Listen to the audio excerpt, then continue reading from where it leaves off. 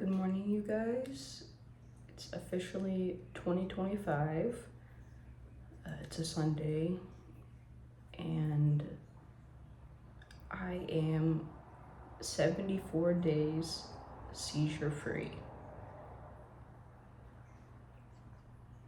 At this point, I have been diagnosed with temporal lobe epilepsy, right temporal lobe epilepsy. I had my follow-up visit with my neurologist.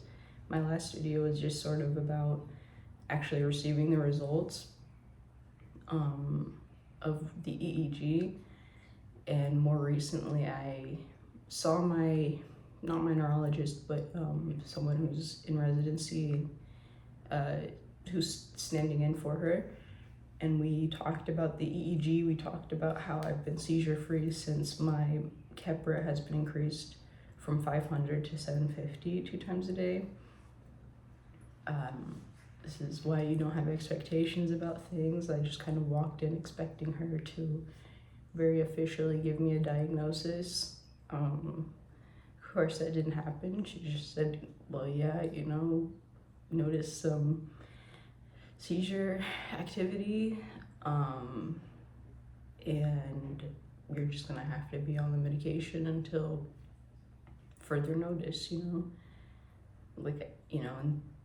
didn't really make anything of it or state anything otherwise. So I did ask at that point, like, okay, well, what if I have seizures on this current dosage?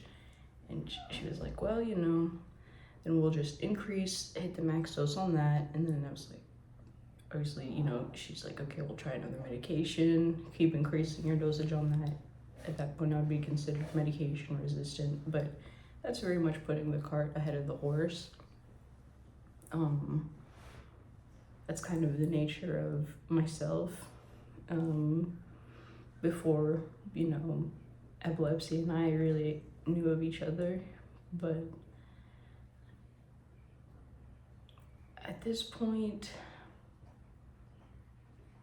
it's an interesting state to be in because you're very much thankful for the present. You know what I mean? Something like I said, have struggled to do. But when it comes to the future, you are a little bit, caged, I'd say. I'm considering all these things, like, being very personal here, but I guess I've been personal this whole time, thinking about going to graduate school. It's like having a diagnosis of epilepsy, even if it's controlled.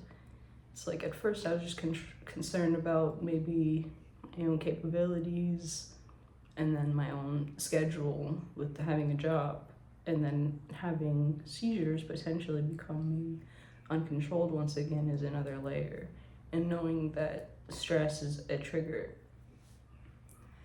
But I think in that case you really just have to act, instead of being fearful. This is something I definitely consider not being on this medication forever, to completely jump topics, just because I think that it has given me certain side effects, which could be a result of me just getting older, or, over spotlighting whenever it's me, mixing up words rather than other people occasionally doing the same.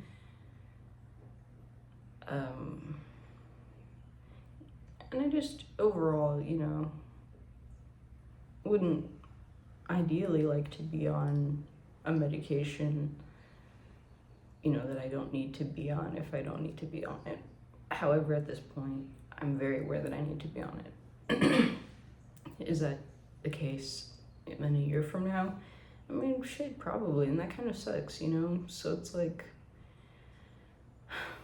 that's what kind of, I think, gets me, is like this medication, being on it for the rest of my life, feeling like if I stay if I get off of it, if I taper off of it, I'll always have the same, brain that there's no simple answer for other than to be on this. And yeah, that's just sort of where I'm at, So I think staying connected in the epilepsy resources, resource groups is good, but there's no but about it. It's been good for me. Right now, I'm sort of engaging in that, hoping to add to that discussion, for people who are not seizure-free, what it's like to be on the other end, if it's even just for a couple of months, and then people who have been seizure-free for longer, just kind of understanding what it's like to be in that intermediary period where you're still looking to define what's ahead, reflecting on the not too distant past. Certainly the embarrassment and the frustration, extreme frustration, and perhaps devastation. And then one day being the first day that you go without the seizures. So that's what I'm going to share today. Not sure how often I'll be coming with updates, but I hope this is helpful for at least someone out there. So thank you.